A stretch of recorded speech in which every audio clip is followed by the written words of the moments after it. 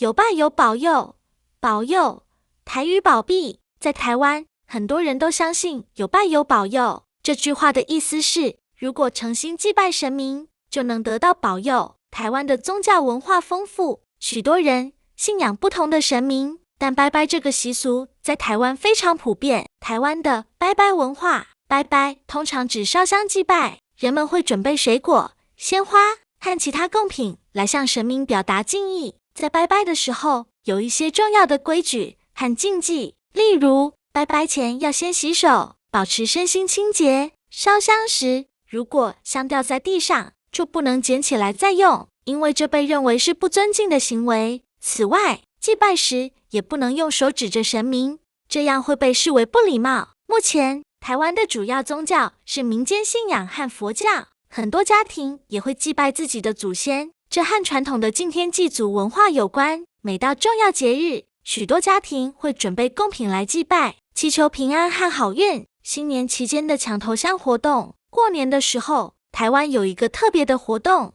叫做抢头香。在除夕夜，有些庙宇会先关上大门，等到吉时一到，才会打开，让等候的香客冲进庙里，争取成为第一个在香炉上插香的人。人们相信，抢到头香的人可以得到神明特别的保佑，新的一年运气会特别好。因此，每年除夕夜，很多人会特地到庙里排队，希望能抢到头香，迎接好运。台湾的信仰文化，有拜有保佑这句话，不只是人们口中的习惯用语，它更是台湾信仰文化的一部分。无论是日常祭拜、节日活动，还是特别的宗教仪式，台湾人对于信仰的重视，让祭拜文化成为生活的一部分。透过这些传统习俗，人们不仅祈求平安与顺利，也表达对神明和祖先的敬意。这些文化特色让台湾的信仰传统变得丰富多彩，也让拜拜成为台湾日常生活中不可缺少的一部分。